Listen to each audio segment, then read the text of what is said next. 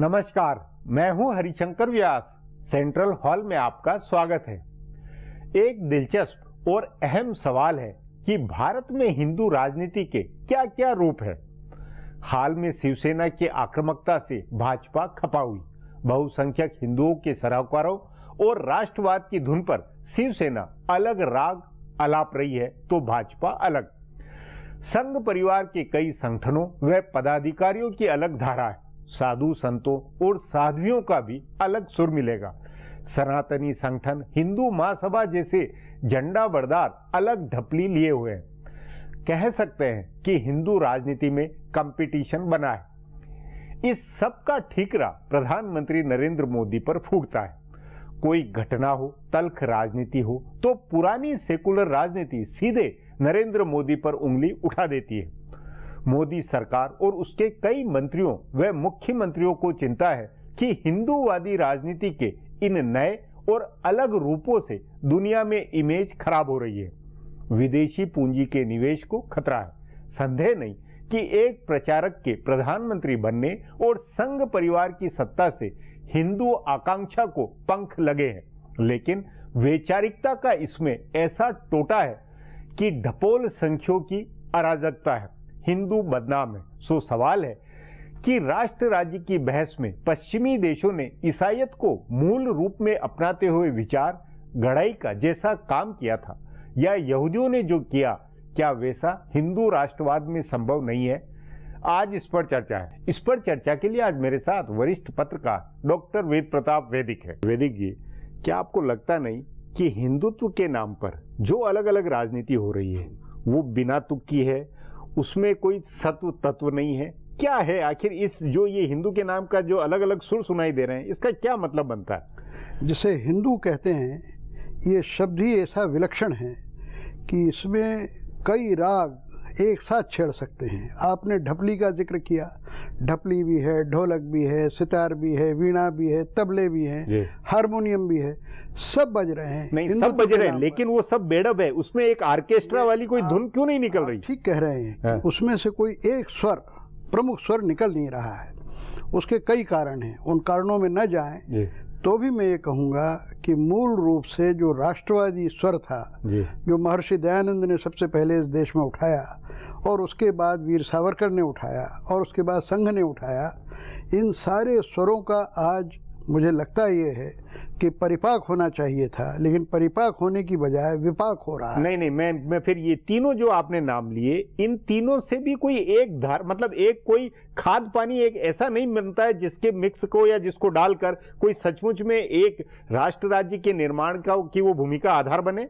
इसका मूल कारण ये है कि धारावाहिकता जो प्रवाह था वो रुक गया है वैचारिक तौर पे। हाँ, क्योंकि संकट वैचारिकता का, विचार का। आप बिल्कुल ठीक कह रहे हैं कि वैचारिक दृष्टि से महर्षि दयानंद ने 125-150 साल पहले जो सोचा, सावरकर ने 100 साल पहले जो सोचा, गुरु गोलवलकर ने आज से 70-80 साल पहले जो सोचा, उसके आगे नया सोच हिंदुत्व की विचारधारा में आ ही नहीं रहा। नहीं तो उसके चलते ये तीन भी क्या आज के वक्त में अप्रासंगिक नहीं हो गए, या फिर इनसे कुछ निकला जा सकता है? देखिए, जहाँ तक इन तीनों मूल विचारों का प्रश्न है, समय के अनुसार ये ठीक थे।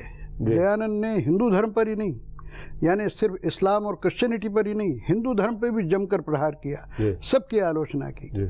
और सावरकर ने भी राष्ट्रवाद का निनाद किया, बिगुल बजाया, उस समय जो जरूरत थी उसको पूरा किया। और आप देखें कि मुस्लिम लीग का उद्भव हो गया था, भारत के तोड़ने का विचार फैलाया जा रहा था अल्पसंख्यकों में। उस समय गुरु गोलवलकर जी ने एक आवाज़ उठाई कि हमको पक्का राष्ट्रवाद चाहिए, नागरिकता ऐसी चाहिए, हिंदू धर्म ऐसा होना चाहिए, भारत धर्म ऐसा होना चाहिए। उस समय में, वो ज़माने में सब ठीक थी बातें, लेकिन आज के ज़माने में उन सब बातों को जो कि त्यों नकल करना, वो भारत को विग्रह करना। नहीं, मेरा फिर यह बुनियाद नकल की बात नहीं, लेकिन जैसे यूरोप के अंदर है क्रिश्चियन डेमोक्रेटिक पार्टी या जो पॉलिटिक्स है, या इजराइल के अंदर यहूदी के धर्म के आधार पर जो आधुनिकता के साथ में जो हुआ है प्रयोग, जैसा भी बना है, वैसी गढ़ाई या वैसी विचारधारा क्यों नहीं हम बहुसंख्यक आबादी की बन सकती है? और उसके लिए क्या किया जाना चाहिए? नहीं, ये जरूर बनना चाहिए। और आपने बहुत सुंदर उदाहरण दिया यूरोपियन देशों का कि वहाँ क्रिश्चियन पार्टियां हैं, वहाँ यहूदी पार्टियां हैं, लेकिन उन्होंने आधुनिकता का वर्ण किया है। भारत में भी अटल जी जैसे लोग वो लोग थे जो समायोजन करते थे, आधुनिकता का भी, पश्चिम का भी, पूरब का भी, आधुनिकता का भी, परंपरा का भी।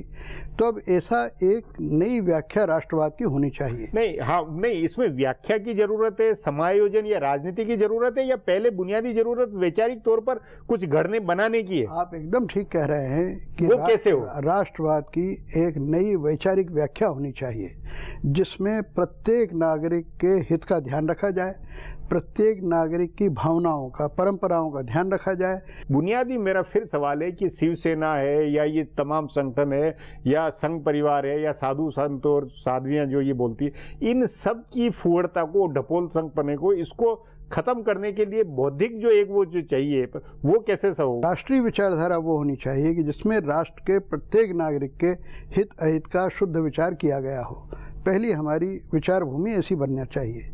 दूसरी ये कि एक दूसरे पर हम अपने सिद्धांतों और विश्वासों को आरोपित न करें, सहनशीलता पाएं, उनसे सहानुभूति पाएं, लेकिन एक दूसरे पर जबरदस्ती आरोपित करना कानून के जरिए या प्रदर्शनों के जरिए या हत्याओं के जरिए, ये बिल्कुल अनुचित है। गाय को आप माता मानते हैं, बहुत अच्छी बात है, गावो विश्वस्य मातरः, पूरे विश्व की माता मानिए, पूजा कीजिए उसकी, लेकिन दूसरों से ये मत अपेक्षा कीजिए कि जो आप कर रहे हैं वो भी वही करें। इसी तरह से मैं दूसरे लोगों को कहता हूँ कि सब लोगों से, सारे भारतीयों से वो उम्मीद न करें। नहीं, देखिए यहाँ फिर एक बुनियाद कि भाई जैसे इस्लाम है या ये उनके राष्ट्र की या उनकी एक धर्म के अंदर उस राजनीति की एक कल्पना है तमाम। हिंदू में ऐसी कोई कल्पना नहीं है, हिंदू का ऐसा कोई विचार नहीं है। इन दोनों के बीच में या तमाम बाकी धर्मों के बीच में, उसके बीच में से मुख्य धारा या बहुसंख्यकों की धारा वो कैसे बने, कैसे निकले? देखिए, वो तो जैसे भारत की ये जो परंपरा है, जिसको अगर आप हिंदू परंपरा कहना चाहें तो अत्यंत उदार है, वो सर्व समावेशी है, उसमें कोई भी समाविष्ट हो सकता है। नहीं, तो इसके मूल में क्या हम महर्षि दयानंद या सावरकर या इनको ले सकते हैं क्या रेफरेंस के नाते? क्यों नहीं, आप सावरकर, उन्होंने जो लिखा है वो आधार बन सकता है। सावरकर का हिंदुत्व ग्रंथ पढ़ें, उसके अंत के जो कई पैराग्राफ्स हैं उनमें उन्होंने स्पष्ट लिखा है कि हमारे भारत में जो हिंदू राष्ट्र की कल्पना उन्होंने की, उसमें कोई भेदभाव किसी के साथ नहीं होगा, न जाति के आधार पर न मज़हब के आधार पर, सब सम्मानपूर्वक रहेंगे। लेकिन उस समय आप देखें कि मुस्लिम लीग का जो प्रोपेगेंडा हो रहा था, उसकी काट करने के लिए उनको एक उग्र रवैया अपनाना पड़ा, जिसके कारण मामला ऐसे महर्षि दयानंद को देखिए कि उन्होंने कुरान शरीफ की और बाइबल की और हिंदुओं के पुराणों की जितनी सख्त आलोचना की है, आज तक किसी ने नहीं की। लेकिन उनका एक लेख, एक पंक्ति आप ढूंढ के नहीं बता सकते हैं कि जहां उन्होंने मुसलमानों या ईसाइयों से घृणा करने की बात कही हो।